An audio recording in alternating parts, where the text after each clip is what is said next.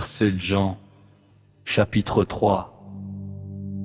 Verset 16 est l'un des plus cités du Nouveau Testament.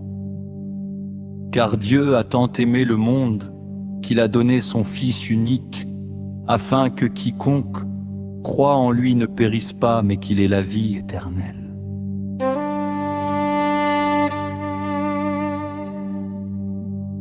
Cette affirmation semble claire. Jésus y est présenté comme le Fils unique de Dieu. Mais si l'on feuillette la Bible, on découvre que d'autres êtres sont aussi qualifiés de fils de Dieu.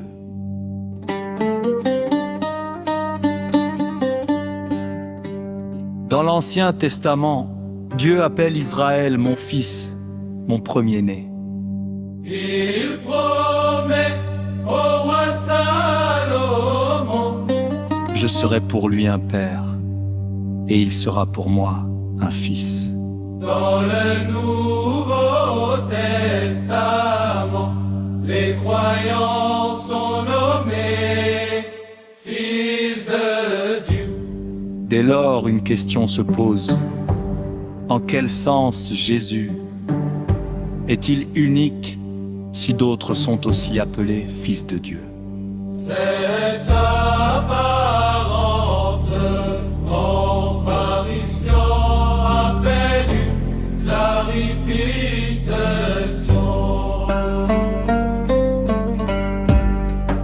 Dans le prochain short, nous examinerons les différentes interprétations proposées par les exégètes et les théologiens.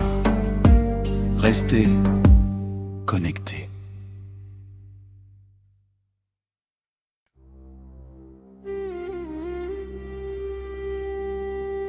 L'interprétation trinitaire.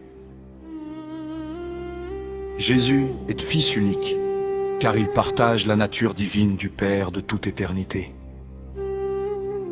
Sa filiation est ontologique, contrairement aux autres fils dont la filiation est adoptive ou métaphorique. L'interprétation non trinitaire. Le terme unique, en grec monogéné, peut signifier bien-aimé ou précieux, sans impliquer une nature divine. Jésus serait alors fils au sens messianique, comme le roi d'Israël. L'interprétation contextuelle. La singularité de Jésus tiendrait à son rôle de sauveur et à son sacrifice, non à une essence divine exclusive. Quelle interprétation vous semble la plus fondée scripturairement? Comment conciliez-vous les différentes désignations de fils de Dieu dans la Bible? Dans le prochain short, nous aborderons les conséquences théologiques de cette question. À suivre.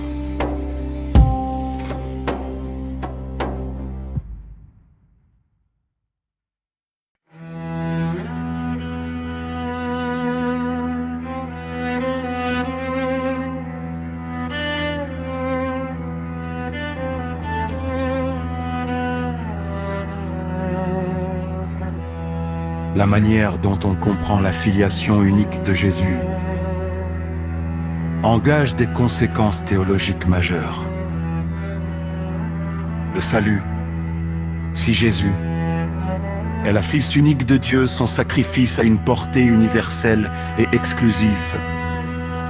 Sinon, d'autres voies de salut seraient-elles possibles?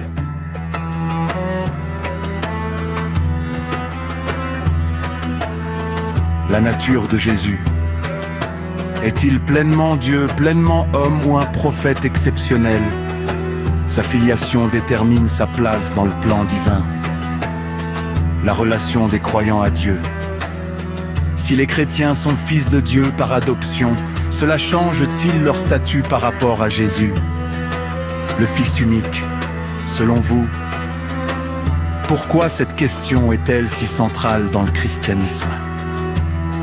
Comment ces différences d'interprétation influencent-elles la pratique religieuse? Comment ces différences d'interprétation influencent-elles la pratique religieuse?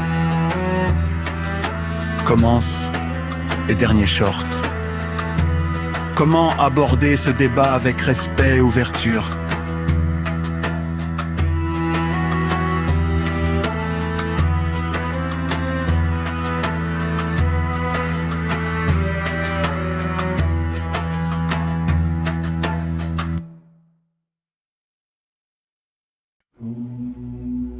Ce débat sur la filiation unique de Jésus révèle la richesse et la complexité de l'interprétation biblique. Plutôt qu'une source de division, il peut devenir une opportunité de dialogue constructif pour progresser dans la réflexion. Étudier les textes avec attention à leur contexte linguistique, historique et culturel. Écouter avec respect les diverses traditions chrétiennes. Honorer les convictions de chacun, en évitant toute caricature des positions différentes. Question ouverte à la communauté. Comment, selon vous, les croyants de différentes confessions peuvent-ils échanger sereinement sur de tels sujets, sans tomber dans la polémique?